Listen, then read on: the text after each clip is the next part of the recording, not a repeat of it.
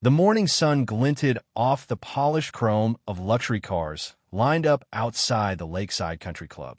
It was the kind of place where the air smelled of money, power, and quiet exclusion. Wade Clark stood at the front entrance, crisp white shirt, smug confidence radiating from every gesture.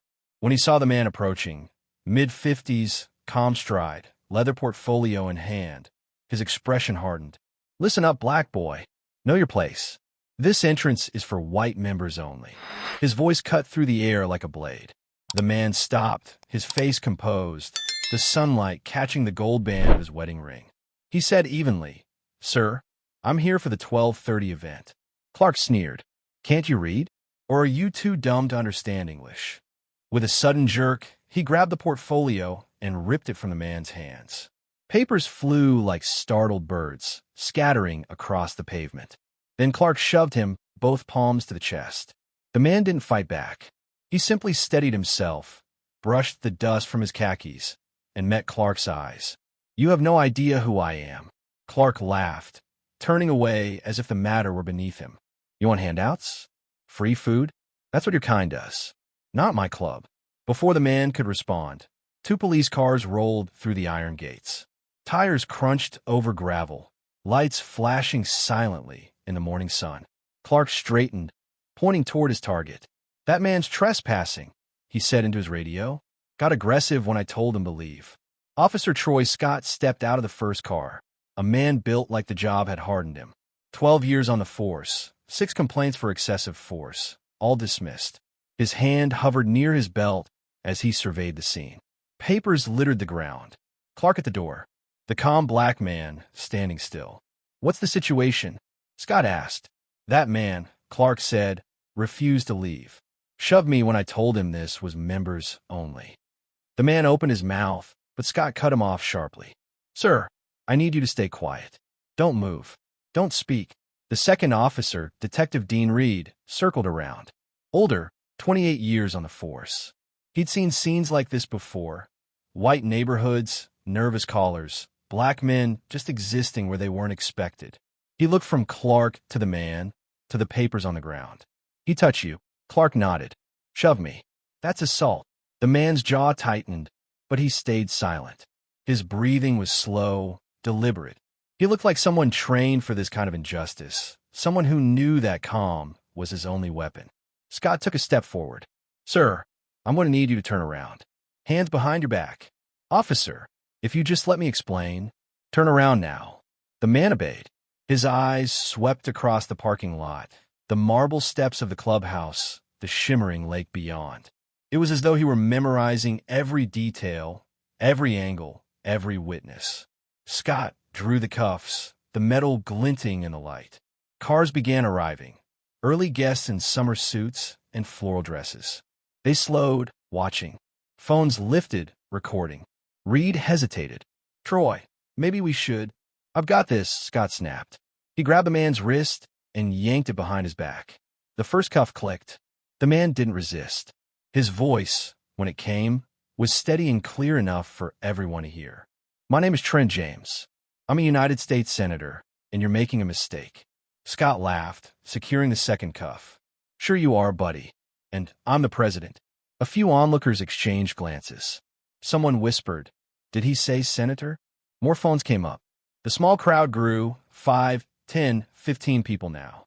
"Check my wallet," James said quietly. "Left pocket. You'll find my Senate ID." Scott hesitated, then reached into the pocket. He pulled out a leather wallet, flipped it open, and froze. There it was, a driver's license, credit cards, and a gold embossed badge that read United States Senate, Trent James. For 3 seconds, the world stood still.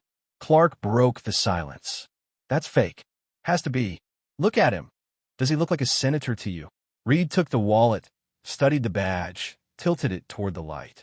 Every detail, the hologram, the signature, the seal, was authentic. But he wasn't about to admit that in front of a crowd. Not with Clark watching.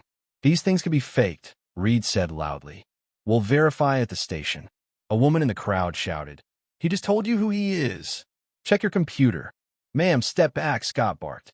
"This doesn't concern you." "It concerns all of us," someone else called.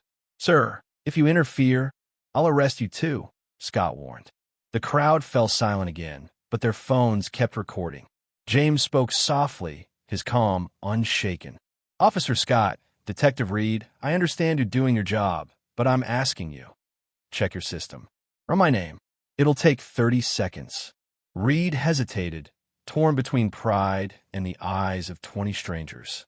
Finally, he lifted his radio. Dispatch, this is Reed. Run a name from me, Trent James, JMES. See if there's a U.S. senator by that name. The seconds stretched like hours. James stood motionless, hands cuffed behind his back, his pressed polo wrinkled, khakis stained with dust. The crowd murmured, restless. Then the radio crackled. Detective Reed, we have a Trent James, United States Senator, second term, Judiciary Committee, Civil Rights Subcommittee. That your guy? Reed's hand froze. Scott went pale. The parking lot fell into stunned silence. Clark stepped forward, sputtering. No way. You're telling me this person is a senator? I don't believe it. Reed pressed the button again. Dispatch, can you send a photo? Negative, came the reply. System's down, but I'm looking at his official page right now. 53 years old, gray hair, African American. Matches your description. Every word hit like a hammer. The crowd erupted in whispers. Scott's hands trembled. Oh God. Reed's jaw clenched. We still need to verify at the station, he said stubbornly. Credentials can be forged. Someone shouted. You just confirmed it. Let him go. Reed ignored them. Protocol is protocol. If he's really a senator, this will be cleared up in 20 minutes. If he's not, we've done our job. James looked at him, voice steady. Detective Reed, you know who I am. Your dispatch confirmed it. You're choosing proceed anyway. I want you to understand what that means. Reed met his gaze. It means I follow the law even when it's inconvenient. The law says you need probable cause, James replied. What crime do you believe I committed? Clark jumped in quickly. He shoved me. James turned his calm eyes toward him. I never touched you. You shoved me. You threw my belongings. There are witnesses. A woman raised her hand. I saw it. The manager pushed him first. A man beside her nodded. That's right. I saw it too. The truth began to tip the balance. Reed's radio crackled again. Detective, we're showing Senator James is scheduled for an event at the Lakeside Country Club today. 12:30 p.m. fundraiser luncheon. He's the guest of honor. Clark's face drained of color. The crowd gasped. Scott looked at Reed helplessly. Dean, he's a senator at his own event. Reed's voice hardened. Not yet. We verify at the station. By the book. James's tone was calm, but it carried weight. Detective Reed, you're not protecting your career. You're ending it. The crowd watched as the patrol car doors opened, cameras rolling, every second immortalized. And as they led Senator Trent James away from the property he owned, the look on his face wasn't fear. It was quiet, knowing resolve. The storm had begun. The patrol car sliced through the streets with its lights off, drawing no attention. Inside, silence pressed thick between the three men. Senator Trent James sat in the back seat, wrists cuffed, eyes fixed on the passing world outside the window. The same city he had fought for in legislation, now blurring by like a stranger's reflection. His shoulders were straight, his breathing slow. He had faced senators, billionaires, and lobbyists before, but never this. Humiliation dressed as law.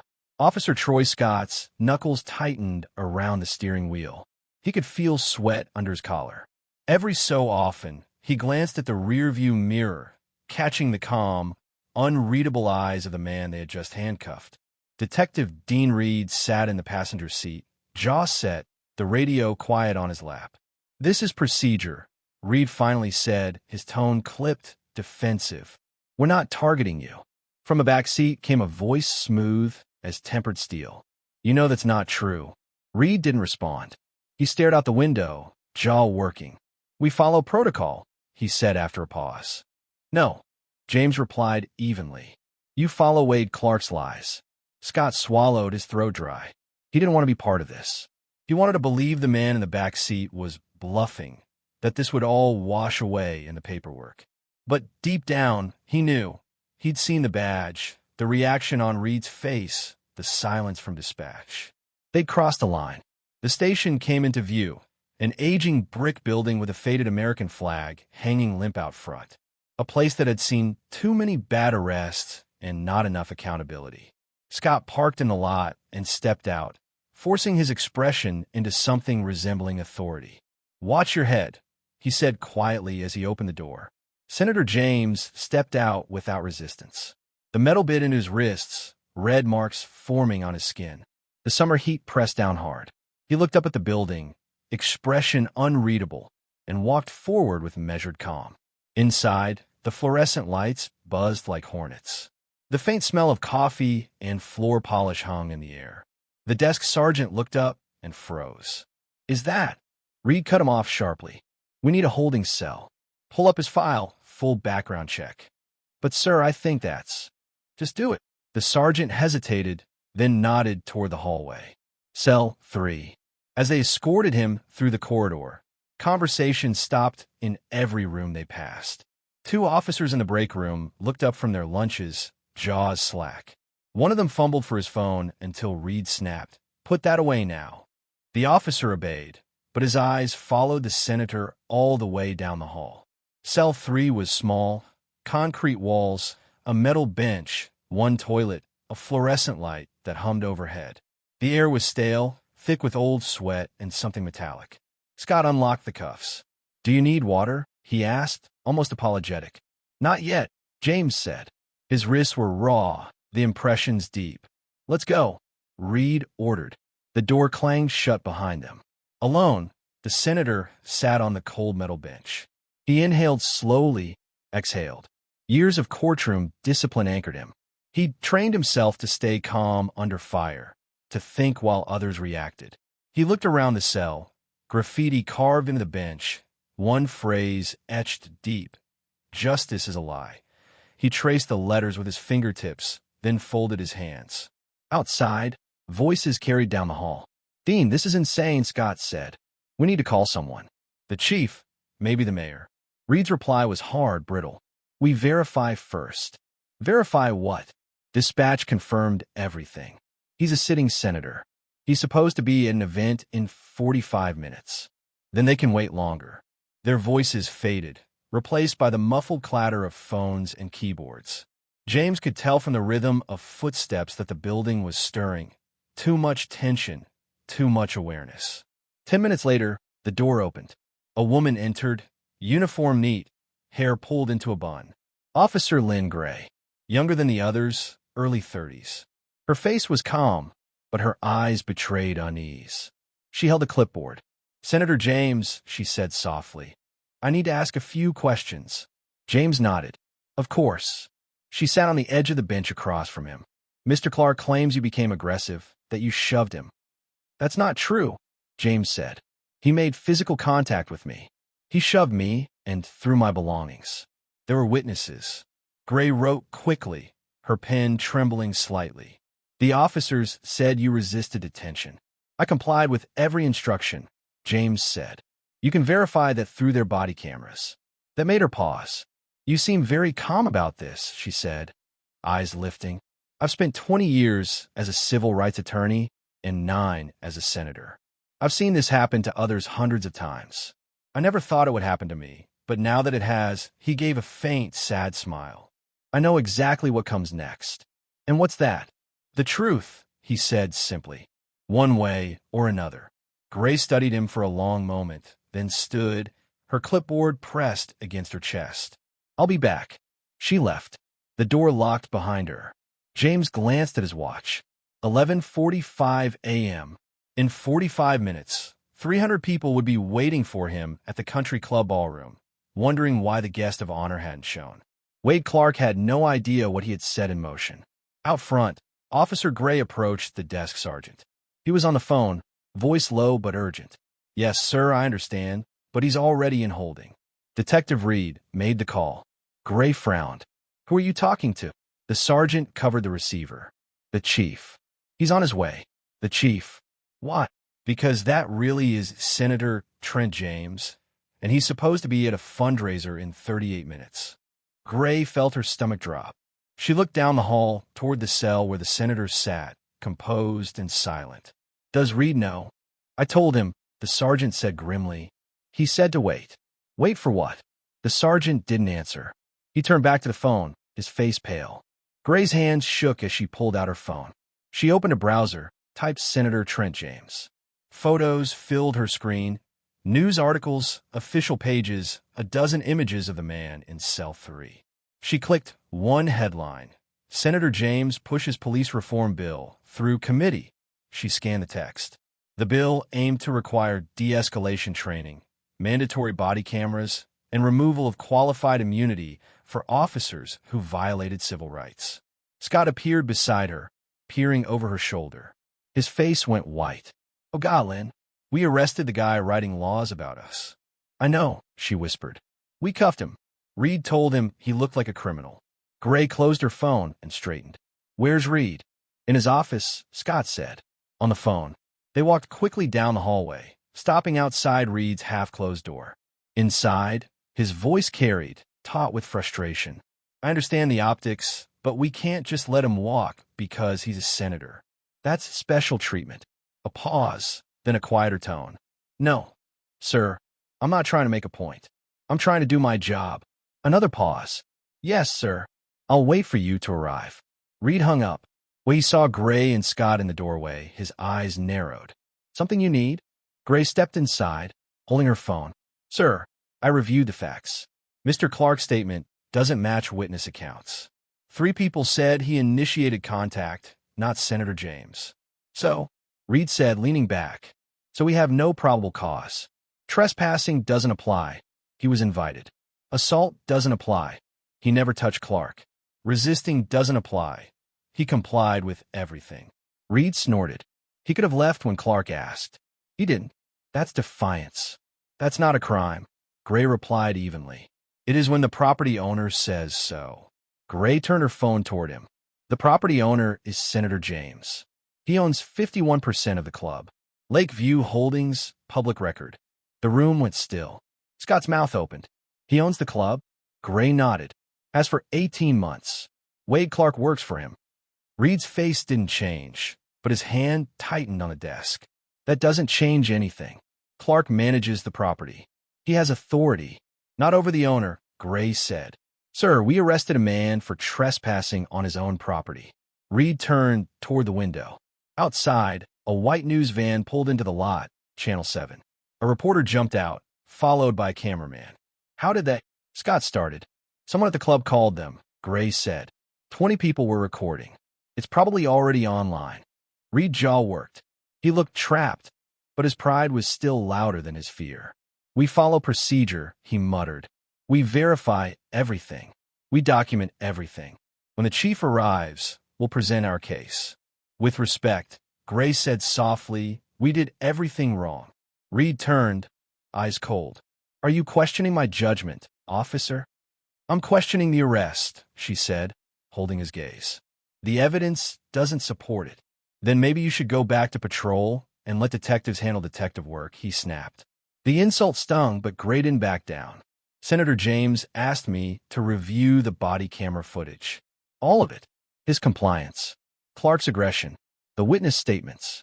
Are you going to let me do that or bury it? Reed stepped closer, voice low. Careful, officer. I'm being careful, she said, because if this goes federal, every decision we make right now matters. Scott cleared his throat. Dean, she's right. Before Reed could answer, the front door burst open. Voices echoed in the lobby. The 3 turned and hurried down the hall. A man in an expensive suit stood by the front desk, silver hair, briefcase in hand. Behind him were 2 others, a woman holding a tablet and a young man with a camera. I'm Richard Hayes, the man said, his tone controlled but commanding. Attorney for Senator Trent James. I'm here to see my client. The desk sergeant looked at Reed. Reed didn't move. Hayes continued. I'm also here to inform you that Senator James's office has been trying to reach him for 40 minutes. His chief of staff, his campaign manager, his wife. None of those calls have been allowed through. Reed stiffened. He's in custody. He doesn't have phone privileges yet. He's a United States Senator, Hayes said sharply. He has the right to contact his attorney, his office, his family. You've denied all of that. He opened his briefcase, pulling out a folder. These are copies of Senator James's credentials, Senate ID, security clearance, ownership documents for the Lakeside Country Club, and his invitation to today's event. He laid out more papers in a measured rhythm. This is a complaint filed with the State Attorney General. This is a request for immediate release. And this is a letter to your chief demanding a full investigation. The woman stepped forward. I'm Rebecca Cole, Senator James's communications director. We have statements from 18 witnesses, all contradicting Mr. Clark's account. They confirm Senator James was the victim, not the perpetrator. The young man lifted his camera. And I'm documenting everything for the record. Reed's jaw clenched. Hayes leaned in slightly. Detective Reed, you have two choices. Release Senator James immediately or explain to a federal judge why you're holding a sitting senator without cause. Your call. The lobby went still. The clock ticked audibly. Reed forced himself to breathe. I need to make a phone call first. Hayes checked his watch. You have 5 minutes. Reed turned and walked briskly to his office, shutting the door behind him. His hand trembled as he lifted the phone. 3 rings later, a voice answered. This is Chief Morrison. Chief, it's Reed. We have a situation. I know, Morrison said. I'm 10 minutes out. Don't do anything until I get there. Sir, his attorney is here, demanding release. He's given me 5 minutes. Listen carefully, the chief said, voice low and deliberate. Do not release him without my order. Do not let that attorney intimidate you. Document everything. Follow every protocol. Yes, sir, Reed said, swallowing. Stall. I'm almost there. The line went dead. Reed exhaled, staring at his reflection in the dark window. His hand shook as he placed the phone back in its cradle. He could already hear the faint hum of voices outside. Reporters arriving, officers whispering. The station had become a stage, and he was the villain in the spotlight. When he opened the door, Hayes was waiting, arms crossed. Well, the chief is on his way, Reed said. We'll make our decision when he arrives. You've already made it, Hayes said quietly. And so has history. Outside, the sound of news vans and camera shutters filled the air. Inside, the thin walls of the station seemed to close in. For the first time, Detective Dean Reed felt the weight of what he'd done, the shift from authority to accountability, from control to exposure. And deep in cell 3, Senator Trent James sat motionless on the metal bench, his eyes calm, his mind razor-sharp, waiting for the truth to arrive on its own 2 feet. Chief Morrison arrived at the station with the authority of a man who had worn a badge for 35 years. His gray suit was pressed, his shoes polished, his stride confident. But beneath the polished exterior was a tension he couldn't hide. Reporters were already gathering outside the glass doors, cameras ready, microphones angled. Inside, his officers shifted uneasily, watching him like soldiers waiting for orders in a losing battle. Detective Reed, my office. Now. Reed followed quickly, closing the door behind them. Through the glass, their silhouettes moved. Morrison's gestures sharp, Reed stiff with resistance. Their voices carried faintly, tense and clipped. Morrison's tone rose once, then dropped again, controlled but deadly serious. He pointed toward the cells, his face darkening. A moment later, both men stepped back into the lobby. Morrison's voice was calm but cold. Mr. Hayes, I'm Chief Morrison. I apologize for the delay. Hayes didn't shake his hand. You can resolve it by releasing my client. Morrison's polite smile tightened. We need to complete our investigation first. Investigation of what? Hayes shot back. You arrested a senator on his own property based on lies from a racist employee. Morrison's expression didn't change, but a muscle in his jaw twitched. Sergeant, he said, turning away, bring Senator James to interview room 2. The sergeant nodded and disappeared down the hall. Outside, more news vans pulled in, Channel 4, Channel 9 national affiliates. Officers whispered as the press crowded near the door. Inside the small station, the air grew heavier, the walls seeming to pulse with the rhythm of approaching crisis. A few minutes later, Senator Trent James stepped into the lobby, no handcuffs this time. His posture was straight, his gaze steady. The bruises around his wrists were visible, faint red bands that spoke louder than any accusation. When he saw Hayes, he nodded once. Morrison stepped forward. "Senator James, on behalf of this department." James walked past him without acknowledgement. The chief's hand hung awkwardly in the air before falling to his side. They entered interview room 2, a square of concrete painted a sterile gray, one metal table, for chairs, a mirror on the wall, a red recording light glowing in the corner. The hum of the fluorescent bulb was the only sound as everyone took their seats. James sat on one side, Hayes beside him. Morrison and Reed took the other. Officer Lynn Gray stood by the door, silent but observant, a witness to every detail. Morrison opened a manila folder. "Senator James, I want to start by—" James interrupted him, voice low but controlled. "Chief Morrison, before you continue, I want to make something clear. Everything in this room is being recorded by your camera and by mine." He reached to his belt, removed a small black device, and set it gently on the table. A faint red light blinked to life. Morrison froze. "Is that a body camera?" "Yes," James said. "I've been recording since the club. Every word, every action, every command. Everything your officers said. Everything they did." Reed's face went pale. The room's silence thickened. Morrison cleared his throat. "We're not your enemy here, Senator. We're just trying to establish facts." "The facts are simple," James said. "Wade Clark assaulted me, destroyed my property, and called your officers with a fabricated story.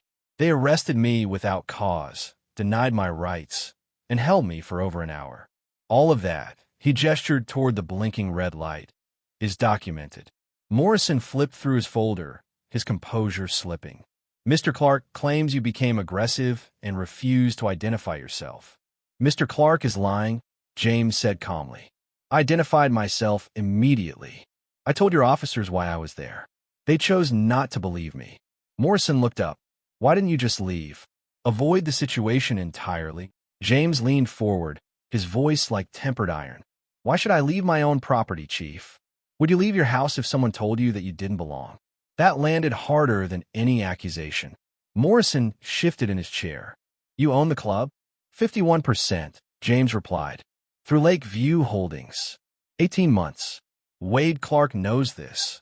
He's attended every board meeting I've chaired. I approved the renovation budget last quarter." Reed, sitting stiffly beside Morrison, finally spoke. "Then why didn't you say that when we arrested you?" James turned to him slowly, eyes cold but calm. "I told you I was there for an event. I told you I was a senator. I told you to check your system. You ignored me. You laughed. You chose to believe the man who called me Black Boy. You didn't need facts. You had your story already written." Reed looked down at the table. "Why would saying I own the property have made any difference?" James continued. "When you'd already decided I was lying?" The question hung in the air, heavy and unanswerable. Morrison's knuckles whitened around his pen. He turned another page. "We have Mr. Clark's statement here." "I have 18 statements contradicting him," James interrupted. "My attorney has copies. You'll find them far more credible than a man who assaulted a senator and then fabricated a report." Morrison's jaw tightened. "We'll review everything. But I still need your version for the record."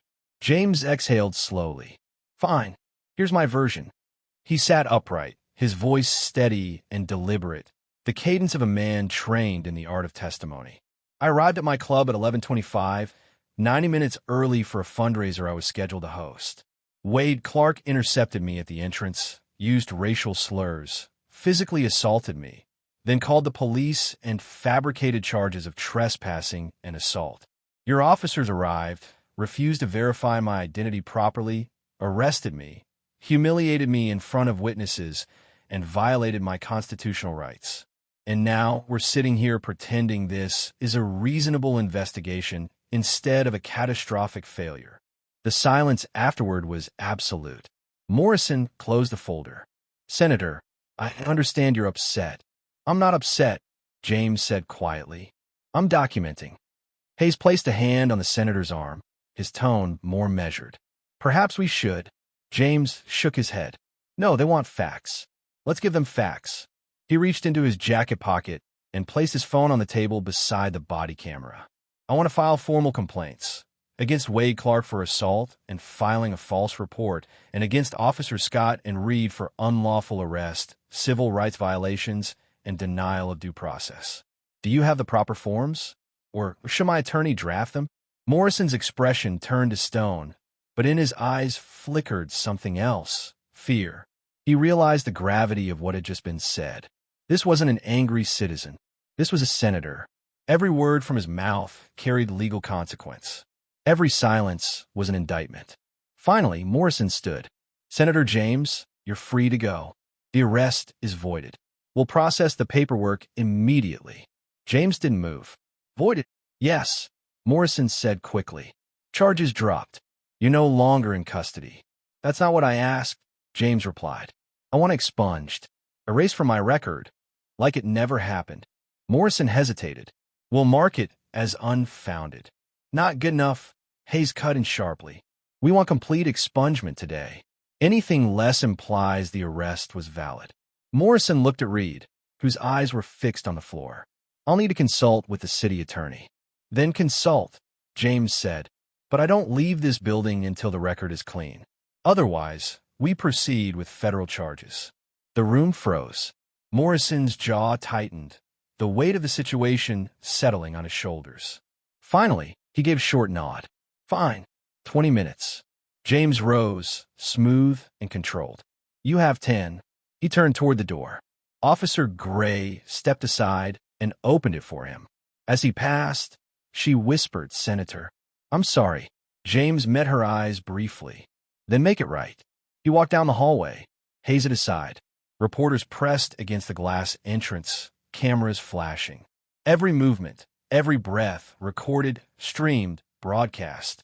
At the front desk, Rebecca Cole stood waiting, her phone still in her hand. Relief crossed her face when she saw him.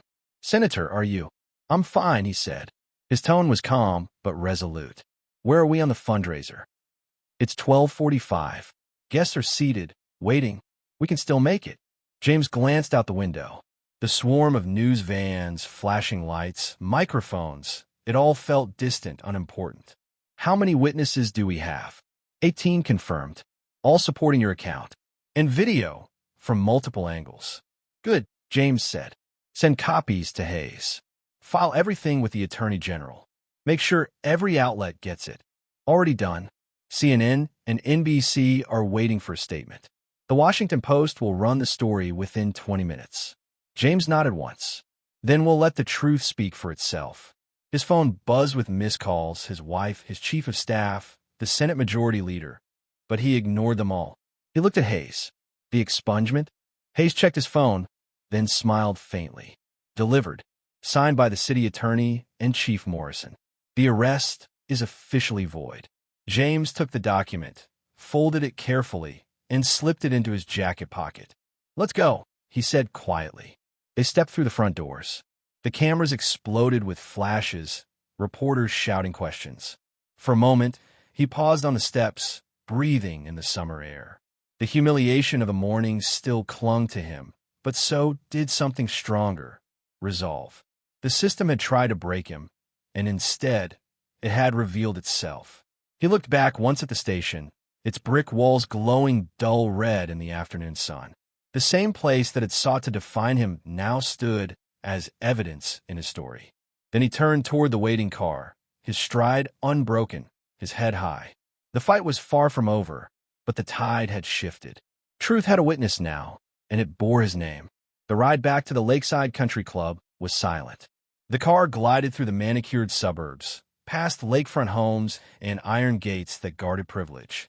Senator Trent James sat in the back seat, his hands resting on his knees, the creases still visible around his wrists where the cuffs had bitten into his skin.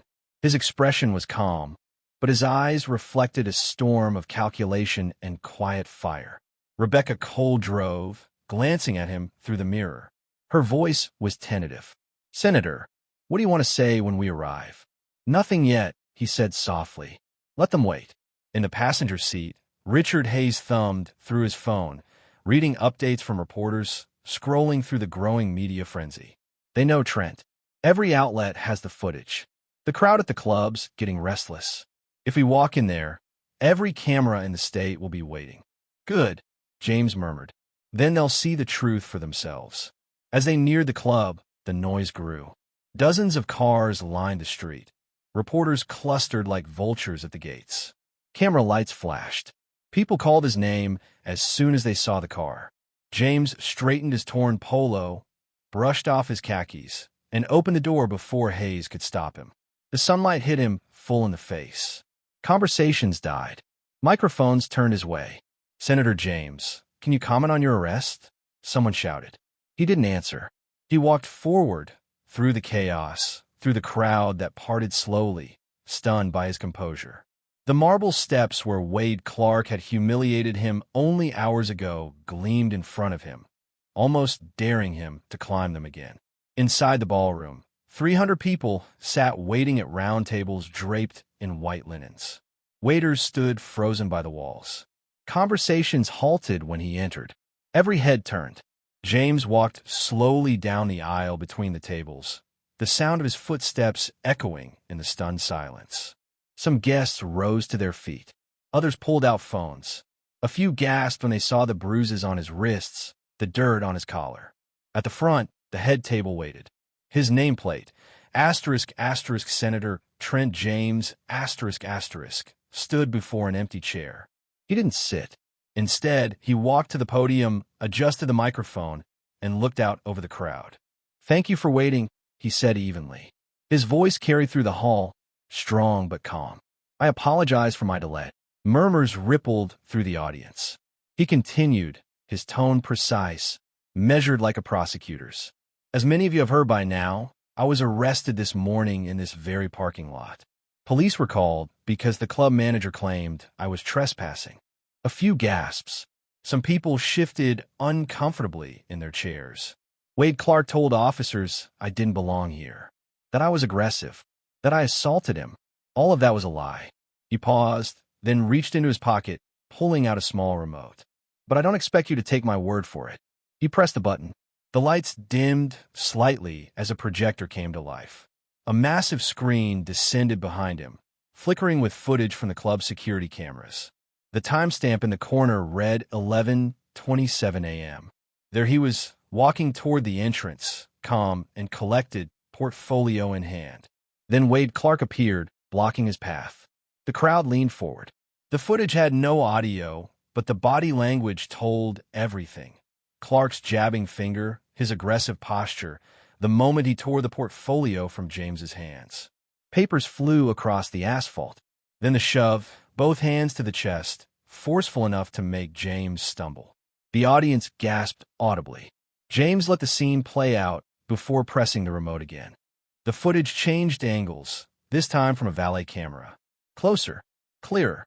It showed Clark shouting, his mouth twisted with fury, his lips forming unmistakable words even without sound. *black.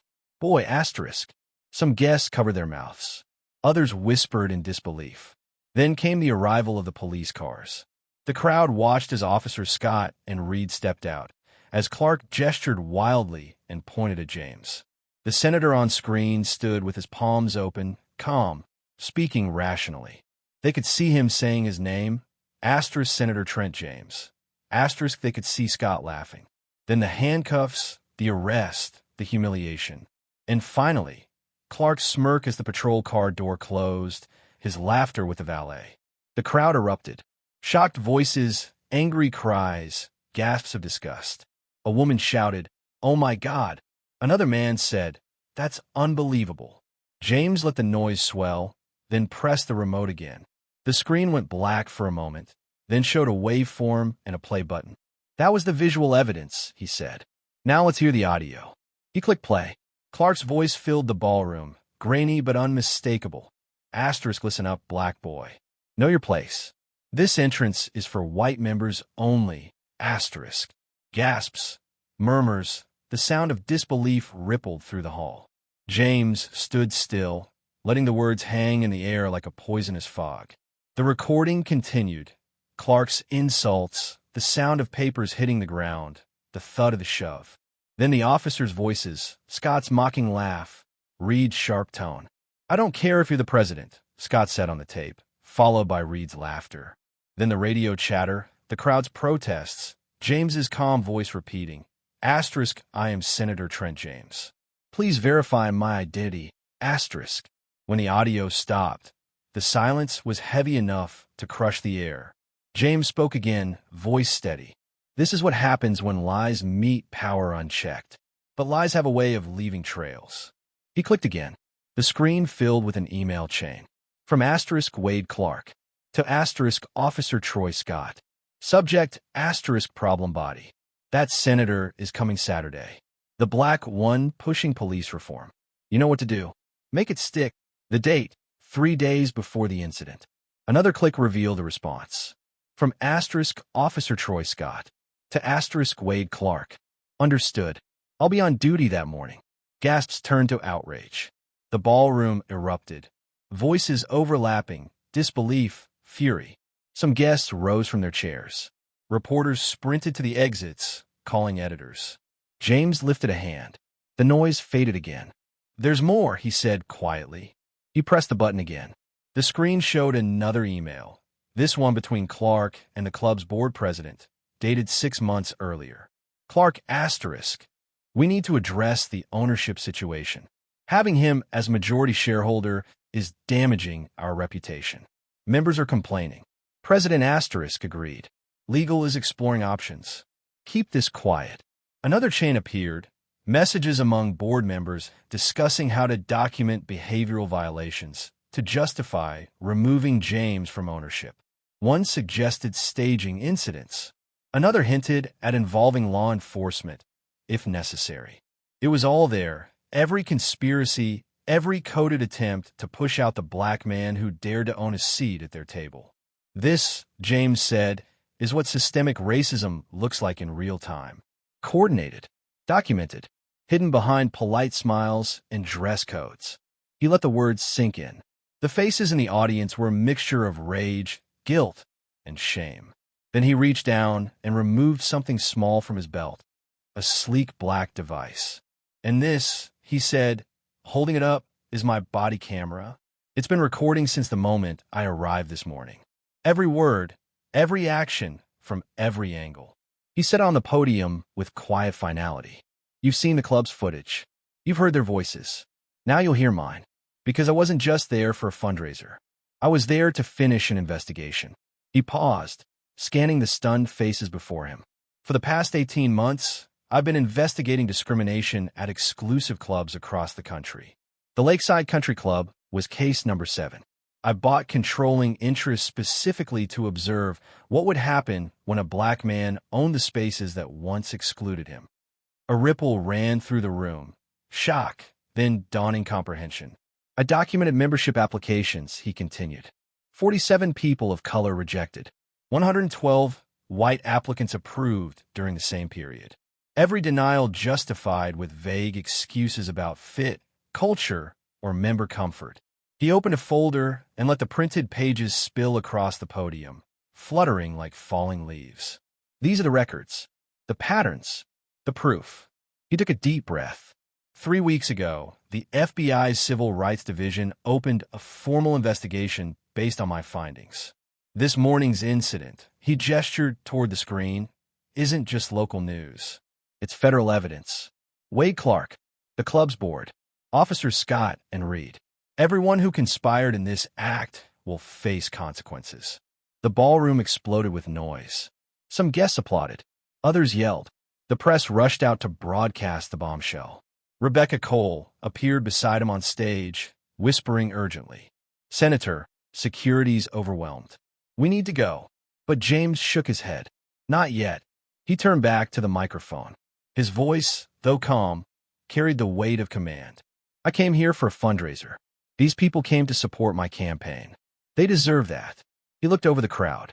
If you'd like to leave, I understand.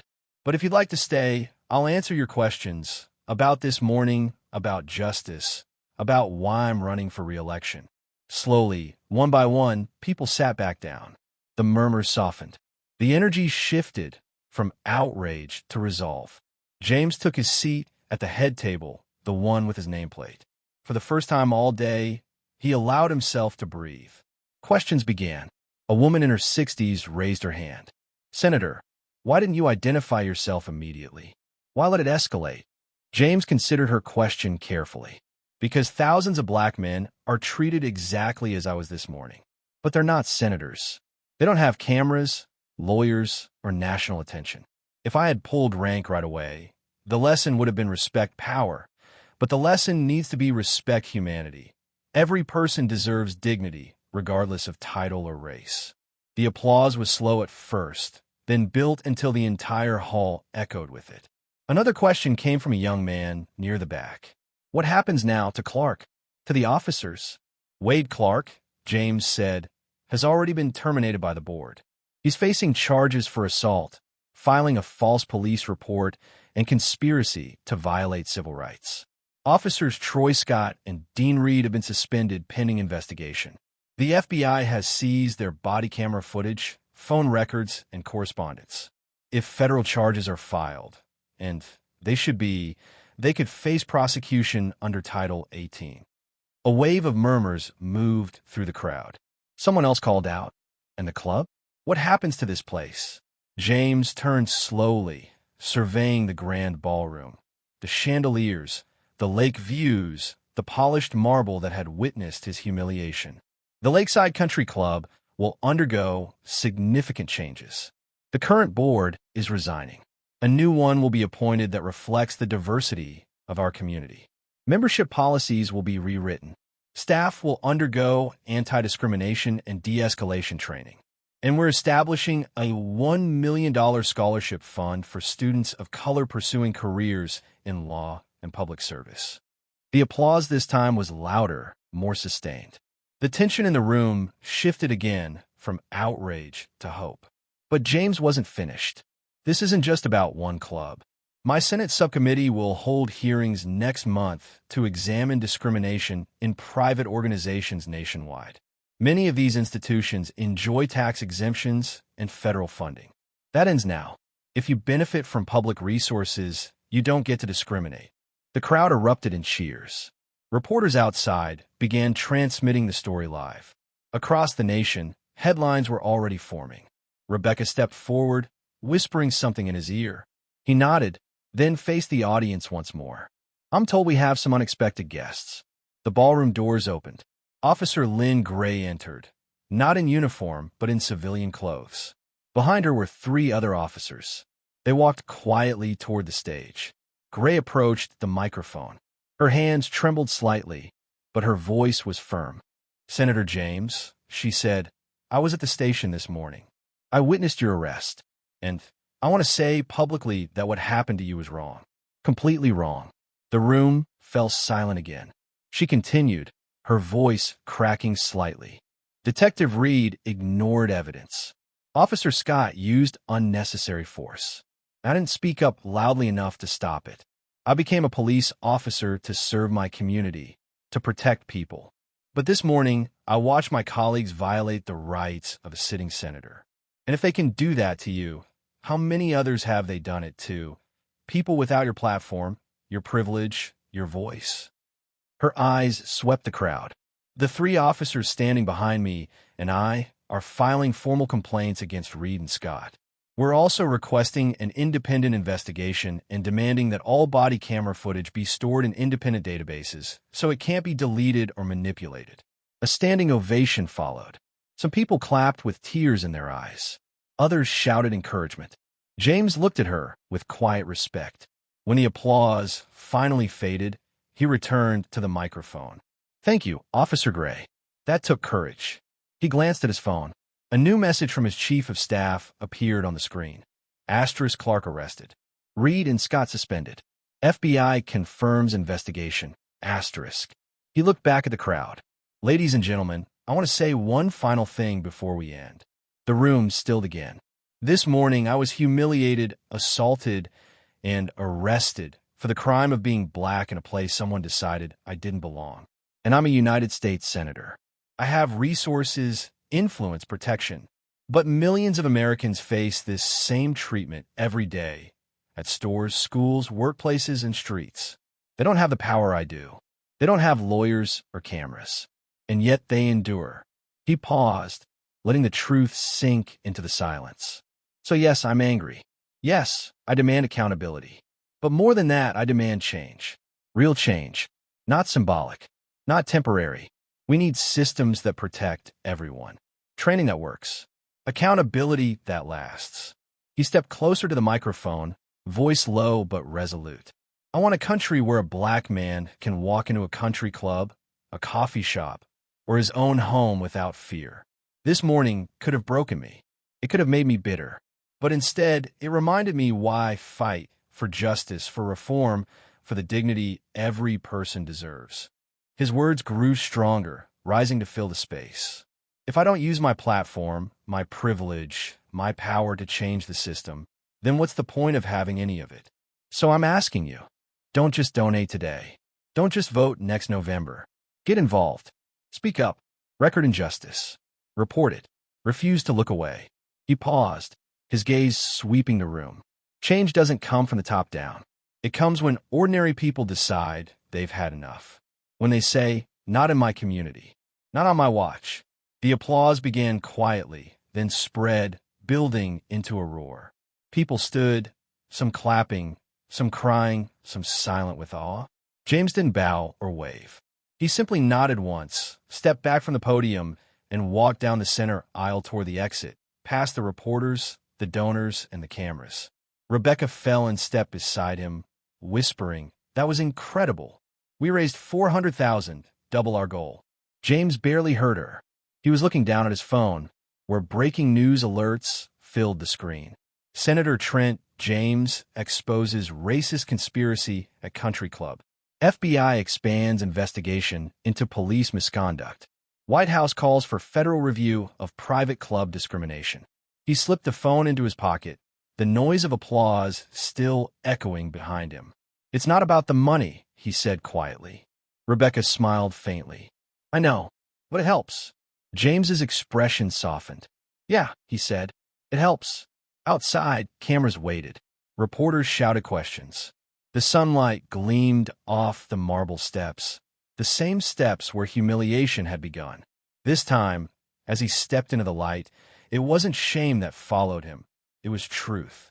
And truth, he knew, was the one force that power could never silence.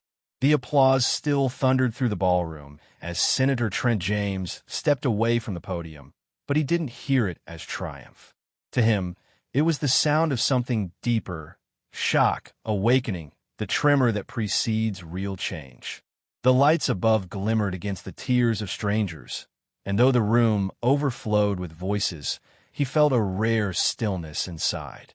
He walked through the crowd, shaking hands, accepting embraces from some, silence from others.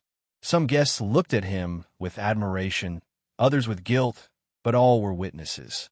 What had begun as an act of hatred had turned into an unmasking of truth that no one could unsee. Rebecca Cole met him halfway down the aisle, eyes glistening. "Senator," she whispered, "they're saying the clip already hit 1 million views. Every network is covering it live." James nodded slightly. "Good. Let them see everything." Behind them, Officer Lynn Gray still stood near the podium, her hands trembling as reporters rushed toward her. She looked overwhelmed but resolute.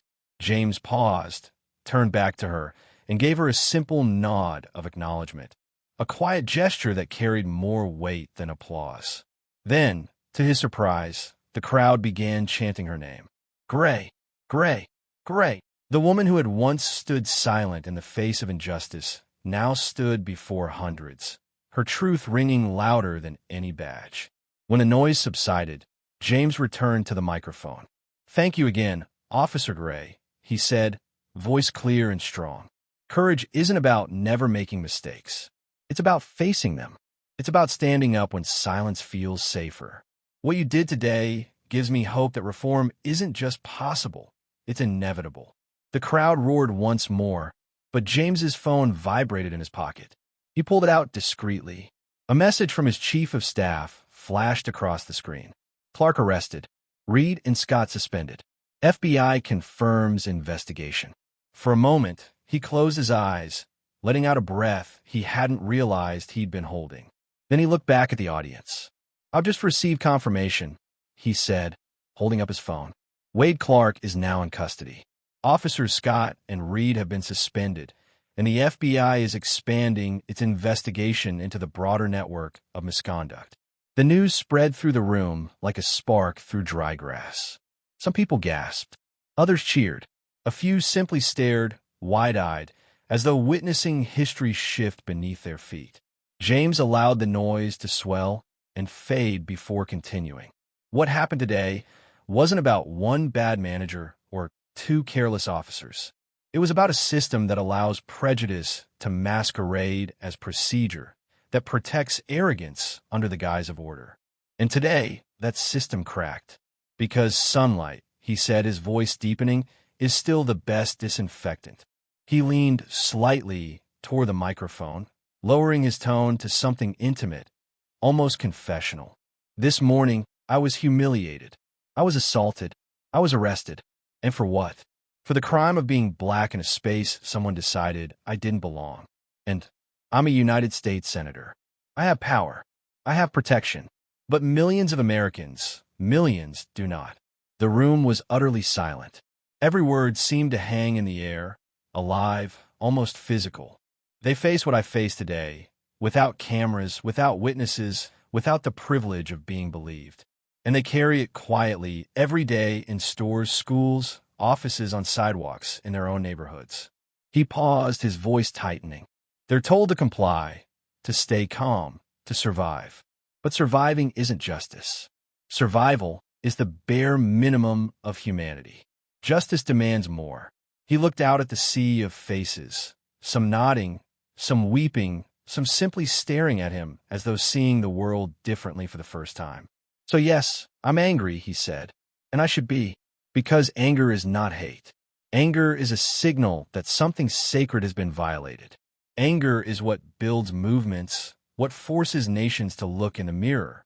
He drew in a slow breath, steadying himself. "But anger alone isn't enough. I want more than outrage. I want reform. I want accountability that doesn't vanish after the cameras turn off.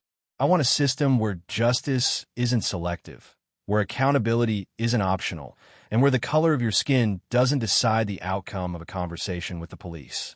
Applause broke out again, but this time it was softer, more reverent. People weren't cheering a man.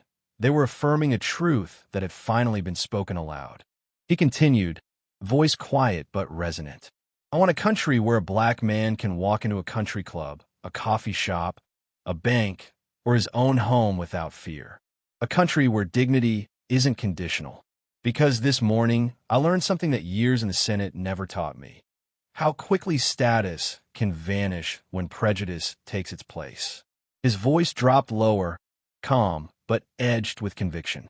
It would have been easy to walk away angry, to lash out, to demand revenge. But I won't, because change isn't born from vengeance. It's born from truth. It's born from every person who refuses to look away when injustice happens. He looked out across the hall, the weight of his words pressing into every corner. This morning could have broken me. It could have made me cynical. Instead, it reminded me why I fight, why I ran for office in the first place. Because if I don't fight, who will? If I don't use my platform, my privilege, my power to challenge injustice, then what's the point of having any of it? The crowd rose to its feet again, applause rising like a wave. But James lifted a hand for quiet. "Don't just clap. Don't just donate. Don't just vote next November and then forget. Get involved. Volunteer. Run for office. Join a board. Mentor a child. Record injustice. Report it. Refuse to stay silent." He pointed toward the back of the room, where the doors had once closed him out. Because real change doesn't happen from the top down. It happens when ordinary people decide they've had enough. When every person in this room says, "Not in my community. Not on my watch." The roar that followed shook the chandelier crystals above them. Some guests cried openly. Others simply stood in silence, hands over hearts. The applause didn't stop. It grew, spreading from table to table until the entire ballroom was on its feet. James didn't bow. He didn't smile. He only nodded once, a small gesture of acknowledgement, and stepped down from the podium. The cameras followed him as he walked through the aisle, past donors and dignitaries, past stunned board members, past the same marble floor where, that morning, his papers had been scattered like debris. Rebecca joined him at the door, her voice trembling with excitement. "That was incredible, Senator. We raised $400,000. Double our goal." James didn't slow his stride. "It's not about the money," he said softly. "I know," she replied, smiling. "But it helps." He almost smiled back. "Yeah," he said, "it helps." Outside, the air was sharp with the scent of lake water and rain about to fall. News vans crowded the driveway. Reporters waited, microphones poised. Flashes erupted as he stepped into the open. For the first time all day, he didn't lower his gaze. He paused on the same marble steps where humiliation had begun. Now those same steps framed him in victory. Not the victory of ego, but of truth. "Senator James," a journalist shouted. "What happens next?" He looked out over the sea of cameras and faces, the voices rising like static, and answered quietly, "Next, we make this mean something." Then he turned and walked toward the car, the cameras still flashing behind him. 3 weeks later, the nation watched as Senator Trent James entered the U.S. Senate chamber. The same navy blue suit he wore at every major vote hung neatly against his shoulders. The same calm expression marked his face. But framed on the wall of his office back home, waiting for him when he returned, was the torn polo shirt from that morning, the frayed collar, the dirt, the faint marks at the wrists. He'd asked that it remain unwashed, a reminder that power without humility is a dangerous illusion. The chamber was full, every seat occupied, every camera light burning. James stepped to the podium and unfolded a single sheet of paper. He looked out at the faces before him, some supportive, some skeptical, some openly hostile, and began. "Senate Bill 2847, he said, voice steady. "The Equal Access and Accountability Act." His tone never wavered. "This bill does 3 things. First, it removes tax exemptions from any private club or organization that discriminates based on race, religion, or national origin. Second, it mandates body cameras for all law enforcement officers, with footage stored in independent databases. And third, it removes qualified immunity for officers who violate constitutional rights." The chamber erupted in murmurs. Some whispered that it was too radical. Others said it was long overdue. James continued, unfazed. "Some will say this is a reaction to one incident, that it's emotional, personal. They're right. It is personal. Because what happened to me at the Lakeside Country Club wasn't an isolated event. It was a window into a system that has failed its citizens for generations." He paused, his gaze steady. "Wade Clark is awaiting trial. Officer Scott and Reed face federal charges. The Lakeside Country Club has integrated its membership. 50 new members of color have joined, and the FBI is investigating 47 similar clubs nationwide." He rested his hand on the podium. The polished wood gleamed beneath the chamber lights. "Change is slow. Justice is slower. But it comes when enough people stand together and say enough. When silence becomes unbearable. When the cost of doing nothing outweighs the fear of speaking truth." He looked directly at the cameras, his voice deepening. "What happened that morning will not define me. It will define us.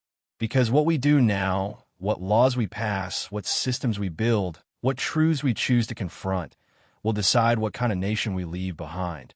He stepped back from the podium, hands clasped in front of him, as the clerk called for the vote. One by one, senators pressed their buttons. The tally appeared on the board, 62-38. Applause echoed through the chamber. James didn't celebrate. He only nodded once, the same quiet acknowledgement he'd given that crowd weeks earlier. As he walked out of the chamber, Rebecca waited in the marble hallway, tears in her eyes. "We did it," she whispered. James gave a small smile. "No," he said softly. "We started it." They walked together down the corridor, past portraits of men who had written the nation's laws for centuries. Because for Trent James, this was never just about one morning, one club, or one act of injustice. It was about every morning after, every man or woman who had ever been told they didn't belong, every voice silenced before it could speak, every truth buried under comfort. The fight would continue. It always did. But for the first time, he felt that the country was listening. And as he stepped into the daylight outside the Capitol, the torn polo framed in his memory, he whispered to himself, a promise more than a victory. Justice takes time, but always comes. 3 weeks after the incident that shook the nation, the United States Senate chamber was fuller than it had been in years. The air buzzed with anticipation and unease. Every senator was present, every camera light blazing. Reporters filled the gallery above, pens poised, knowing they were about to witness history. Senator Trent James stood at his desk for a moment before walking toward the podium. The chamber fell into a hush. His polished navy suit and silver tie reflected the solemnity of the moment. But beneath the fabric, near his heart, he carried something far heavier. The memory of that morning at the Lakeside Country Club, the humiliation, the disbelief, and the revelation that had forced an entire nation to look at itself.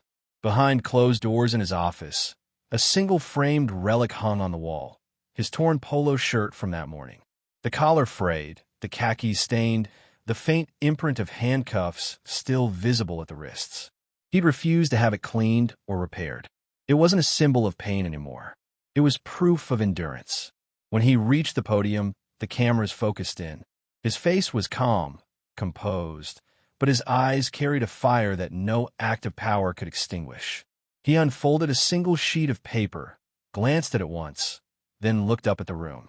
Senate Bill 2847, he began, voice firm and clear, the Equal Access and Accountability Act. A ripple of murmurs passed through the chamber. Some senators shifted in their seats, others leaned forward.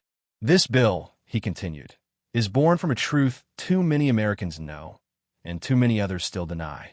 It ensures that no person, no matter their race, their faith, or their background, will be denied access to public or private institutions that benefit from public resources. It ensures that no law enforcement officer can violate constitutional rights without consequence. And it ensures that the word justice means the same thing for everyone. He let the words settle, then went on. This bill does 3 things. First, it removes tax exemptions from any private club or organization that discriminates on the basis of race, religion, or national origin. Second, it mandates the use of body cameras for all law enforcement officers, with footage stored independently, beyond the reach of manipulation or deletion. Third, it removes qualified immunity for any officer who violates a citizen's constitutional rights. The chamber stirred again. Some faces turned cold, others resolute. A senator from the South muttered something about overreach. Another whispered, long overdue.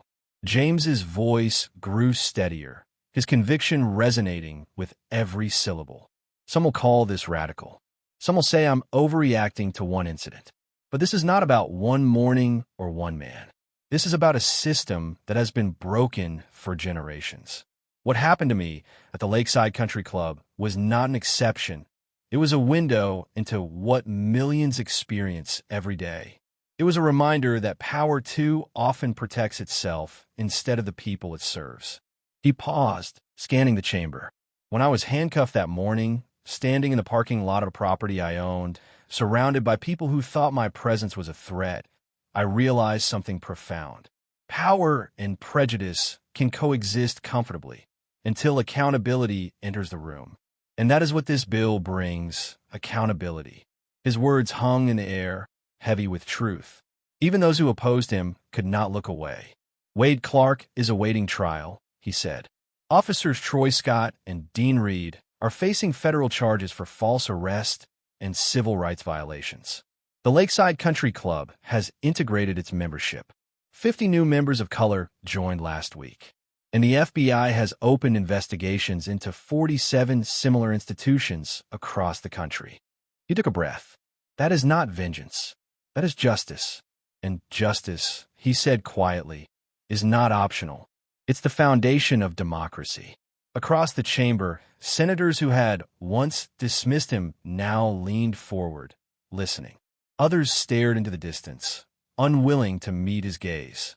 The weight of history pressed upon them all. James continued, softer now. Change is slow. Justice is slower, but it comes when enough people decide that silence is no longer acceptable, when enough voices rise together to say enough, when enough of us remember that dignity should not depend on status, color, or privilege. He glanced toward the press gallery, where journalists scribbled furiously. Some of you will write that this bill is about race. You're half right. It's also about truth. It's about a nation that promises liberty and justice for all, and the work it takes to make those words mean something. He lowered his paper, speaking directly from the heart now. This bill is not about me. It's about every person who has ever been told, you don't belong here. Every person who has ever watched the law be used as a weapon instead of shield. Every child who learns too early that the world does not see them the way they deserve to be seen. This bill is for them. The silence that followed was reverent, almost holy. Even the cameras seemed to hesitate. James placed his hands flat on the podium. We cannot legislate love, but we can legislate fairness. We cannot erase prejudice overnight, but we can remove the power that protects it. The Equal Access and Accountability Act will not fix everything, but will be a start, a line drawn where excuses end and responsibility begins. He looked up toward the chamber ceiling, then back to his colleagues. This nation has been built and rebuilt through struggle. And though progress may come slow, it always comes when people of conscience act. I'm asking you not to vote for me, but for the people who still wait for the promise of equality to be fulfilled. He stepped back. The clerk called for the vote. Lights blinked across the chamber's board, green and red filling the screen. The tally appeared, 62-38. For a moment, the room remained silent, stunned by what it had done. Then came the applause, first a few hands, then a growing chorus that filled the chamber. James didn't smile. He stood quietly, head bowed, as if absorbing the weight of what had just passed. When he looked up again, the calm resolve in his face had returned. As he walked down the center aisle, reporters flooded toward the doors. Outside, the world was already reacting. News alerts flashing, broadcasts cutting in live, the nation holding its breath. In the marble hallway beyond the chamber, Rebecca Cole waited. Her eyes were bright with tears. "We did it," she whispered, voice trembling. James gave a faint smile. "No," he said softly. "We started it." They walked together down the long corridor lined with portraits of past legislators, men who had written laws that changed the course of history. For the first time, James felt his story would be among them. He paused before the massive glass doors at the building's exit. Sunlight streamed through, flooding the hall with gold. He stood there for a moment, remembering everything: the shove, the cuffs, the cell, the podium, the truth finally spoken aloud. This was never about one arrest, he said quietly. It was about every morning after. Rebecca nodded, understanding. He stepped outside into the light, the cameras flashing, the city alive around him. Somewhere, far from the Capitol, the torn polo shirt still hung framed on his wall, a silent reminder that progress often begins where dignity was once denied. Justice had come, not in vengeance, but in law. And though he knew the fight was far from over, Trent James allowed himself a small, quiet smile. Because for the first time in a long time, the system had listened. And this time it answered.